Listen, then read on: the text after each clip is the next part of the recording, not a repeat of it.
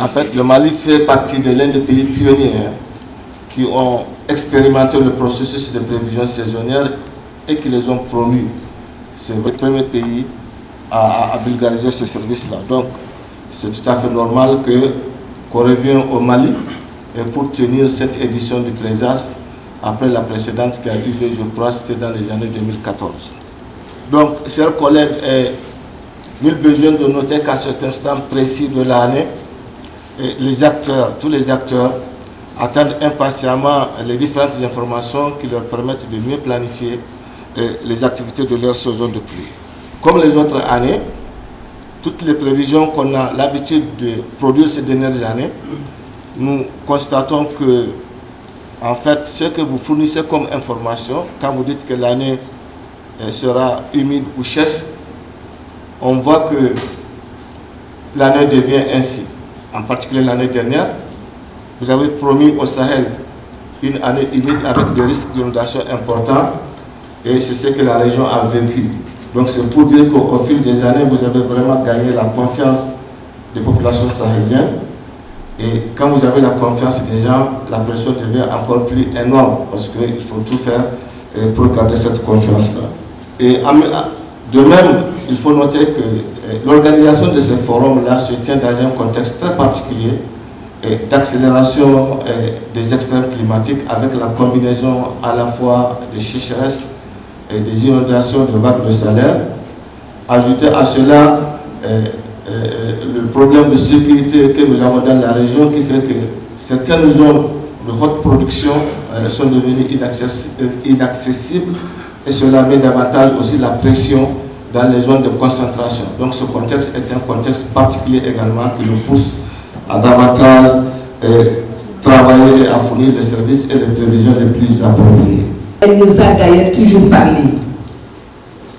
Elle nous prévient inlassablement avant d'agir. Mais l'écoutons-nous vraiment? En effet, depuis la nuit des temps, la nature nous adresse des signes. Signes parfois directs, signes parfois tonitruants. Mais aujourd'hui encore, savons-nous les entendre au mieux, malgré le changement d'échelle en cours?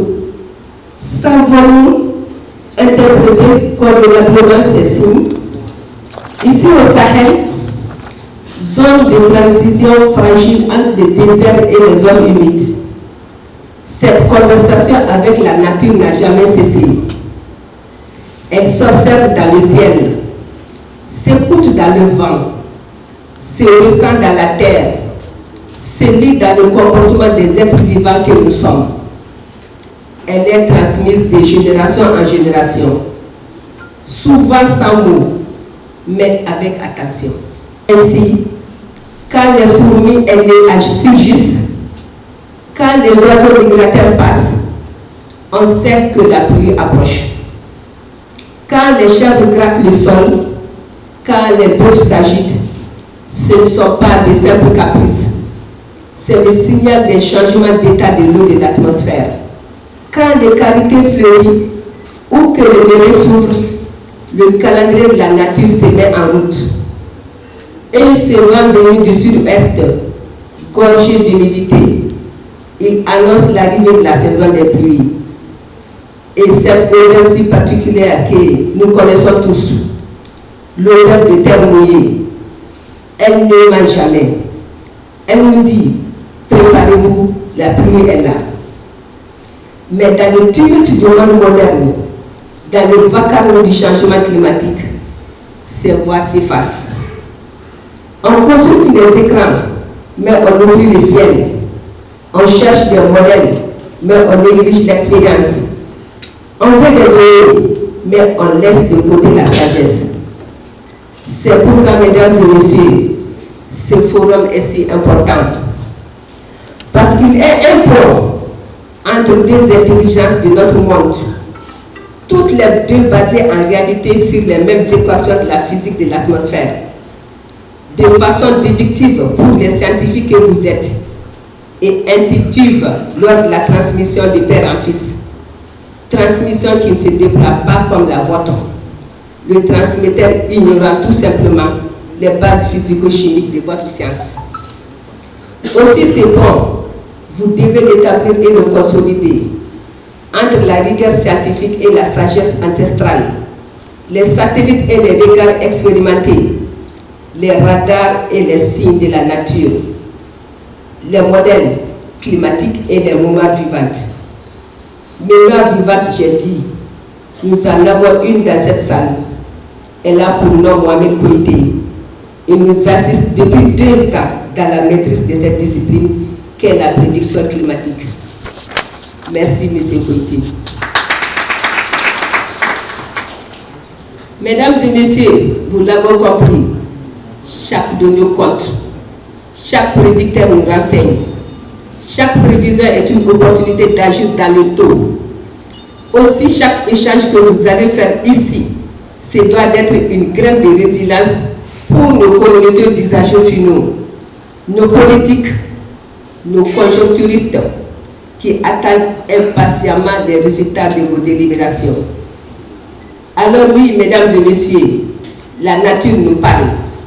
Écoutons-la, décodons-la. Aussi, pendant ces 4 jours, les experts que vous êtes sont appelés à écouter les courants de l'Atlantique qui contrôlent la mousson et les sécheresses sous nos latitudes. Les souffles du golfe de Guinée qui influencent directement les précipitations que nous recevons. Les oscillations du Pacifique qui modulent également nos tendances climatiques. Et aussi les murmures de la Méditerranée, même si son rôle est secondaire sur notre climat. Et surtout, vous devez intelligemment interpréter ces signaux venus d'horizons divers, car vous le savez mieux que moi, ils charrient des savoirs essentiels permettant de prévoir la qualité de notre prochaine saison hivernale, celle des saisons à venir, et même reconstituer des saisons déjà d'années passées. Mesdames et messieurs, bienvenue au Mali. Bienvenue à ce forum, un espace où la science rencontre l'instinct et où le climat devient simplement action. Sur ce, je déclare solennellement ouvert les travaux des ateliers préparatifs du Forum régional sur les prévisions saisonnières des pays de la région Sahel, Afrique de l'Ouest, édition 2025. Salam alaikum la famille.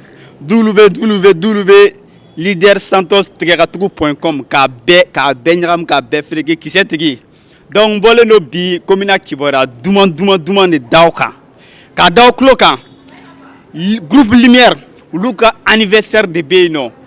Le 13 juillet 2025 Begiakli tola le 13 juillet 2025 groupe Lumière Uga Nguka Mumbai anniversaire 5e édition fin ba dene bena kala surprise bare beno o surprise kuma ba do jume Mali animateur na journaliste bela dele farale ñokon ka contre Mali artiste be igela comédien o igela fin igela dongli dala bela dele ulu demna ta match pele baké nere mis 45 vidéos akana ñi kissé di nata obolo talent retena donc begi prend bon les 12 jours fait fana concert belebele show soirée belebele de bébé bena yi tché alni ni animi jare yagli des artistes fait la BBC donc la famille begi yagli to la date kele ami ñoxom bole des matériels électroniques à Bamako, plus d'inquiétude. Désormais, Yélé électronique est à votre disposition. Yélé électronique, chemin Moutou Traoré, au niveau du carrefour Mayambougou, vers le lycée Mabélé au centre Mabélé à gauche, on peut trouver tout genre de matériel des artistes, des mosquées, des salles de conférence, des studios, des radios, des sonorisations, des empiles, des bafoules et plusieurs autres matériels. Chez Mamoutou Traoré, la satisfaction est rassurée.